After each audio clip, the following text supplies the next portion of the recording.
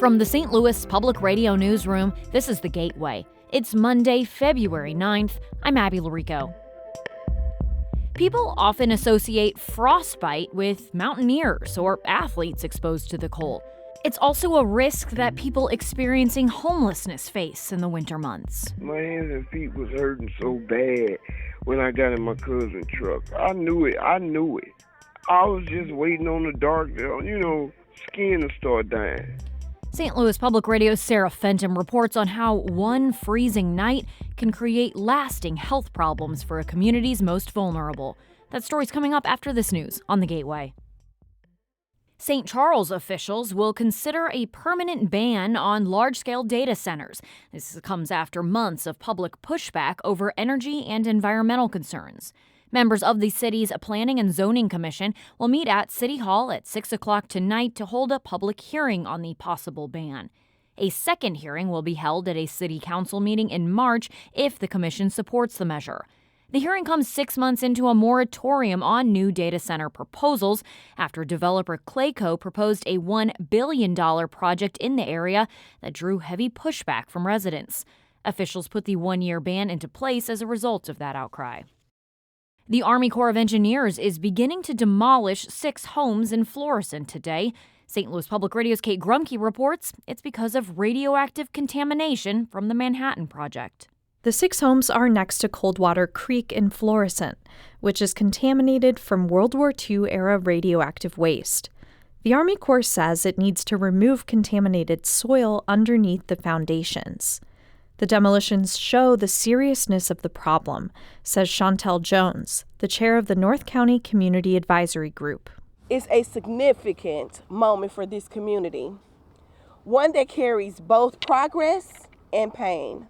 The Army Corps says the demolition will take a month, and it will monitor air during the process to prevent further contamination. Florissant's mayor also said the city would oversee the demolition. I'm Kate Grumke, St. Louis Public Radio. The city of Wellston and St. Louis County say McBride Homes will construct 178 homes in the Lulu Heights neighborhood. The estimated $52 million development is planned at a former dumping ground after a cleanup effort. The project comes after the city of Wellston, the county land bank, and Port Authority issued a request for proposals for the land. Beyond Housing and the Community Impact Network will assist McBride Homes in the development process. The St. Louis Board of Aldermen passed a bill Friday to boost a city program aimed at stabilizing vacant buildings with taxpayer funds. As St. Louis Public Radio's Kayvon Mansouri reports, the program has struggled for much of the last 5 years. Prop NS seeks to make homes in the city's land bank structurally sound. The buildings are chosen through a nomination process and repairs are funded through a $6 million stipend. The bill raises the cap on repair spending set by voters in 2017 from $30,000 for a single-family home to $50,000 for any building up to 1,500 square feet. In the last 5 years, the program has repaired roughly 190 homes and sold 113 to private owners. Bill sponsor Rasheen Aldridge says the expanded funding rules will help the program repair more buildings, which then would be sold to private owners for rehab projects. Board members Pam Boyd and Sharon Tyus voted no and present, respectively, citing concerns with the program and the city's land bank. I'm Kayvon Mansouri, St. Louis Public Radio. Family and friends of a woman who died after suffering a medical emergency at the St. Louis jail in late January say they do not want her death to be in vain. St. Louis Public Radio's Rachel Littman has more from Friday's vigil honoring Demetria McDial. Ellie Goulding's Lights played as those gathered released balloons in shades of pink and purple, McDial's favorite colors. The 32-year-old was in the City Justice Center for allegedly stalking and stabbing the father of some of her children. She had been awaiting a mental health evaluation when she died. Herdoshia Bentham is the director of movement at Freedom Community Center, which leads the No More Jail Deaths campaign. She says jail is the worst place for people with mental health issues. They keep offering our community that have been traumatized for 600 years cages. McDial is at least the 22nd person to die while in custody at the jail since 2020. Her death remains under investigation. I'm Rachel Littman, St. Louis Public Radio. St. Louis Comptroller Donna Behringer says a deadly 2025 tornado should prompt more discussions about the city and county working more cohesively together. St. Louis Public Radio's Jason Rosenbaum has more. Because St. Louis and St. Louis County are separate governmental entities, they have different emergency management systems. And that meant the city's siren system wasn't as well funded or maintained as St. Louis County's. Behringer says the tornado should prompt deeper discussions about whether the city-county separation makes much sense. Anyone under 40 right now that comes into St. Louis says, what is wrong with you people? Why are you so separated? And I tell everyone that is why we're having an issue, a perception of us. Prior efforts to combine St. Louis and St. Louis County have faltered, most recently with the Better Together initiative in 2019. I'm Jason Rosenbaum, St. Louis Public Radio. Behringer was a guest on the Politically Speaking Hour on St. Louis on the Air. You can listen to her interview as well as our first episode of the Meet Me Project, which focuses on the St. Louis City-County divide at stlpr.org. A St. Louis nonprofit is expanding its effort to improve so-called forgotten bus stops across the bi-state region. Citizens for Modern Transit and AARP in St. Louis launched the Story of a Bench project back in April. It aims to improve the rider experience at bus stops without seating and streetlights. The nonprofit has since installed 7 red benches at Metro bus stops, including in Swansea, Cahokia Heights, East St. Louis City, and St. Louis County. Kim Sella is the CEO of Citizens for Modern Transit. She says this is a simple way to invest in the transportation system. A small-scale bench is making a huge difference for public transit riders in the communities where these bus stops are located.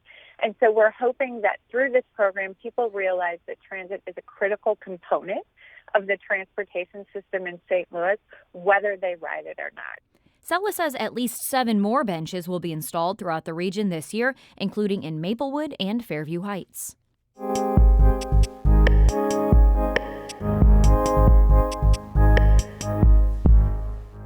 The snow is beginning to melt in St. Louis. That's after temperatures have plunged into the single digits in recent weeks, creating a dangerous situation for people experiencing homelessness.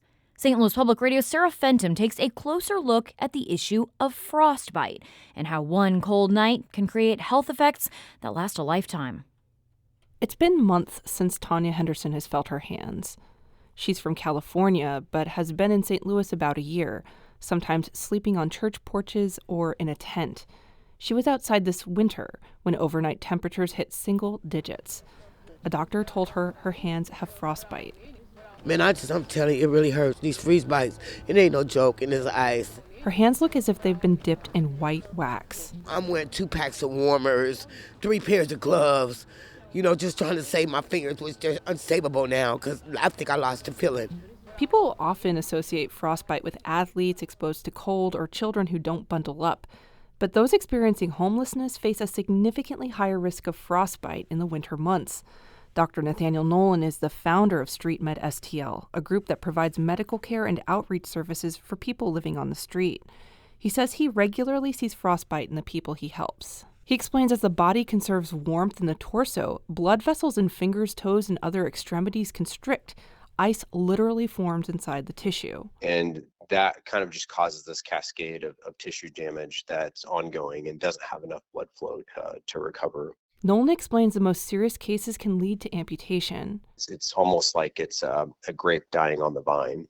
St. Louis leaders say they understand the danger and have put new protocols in place called Code Blue.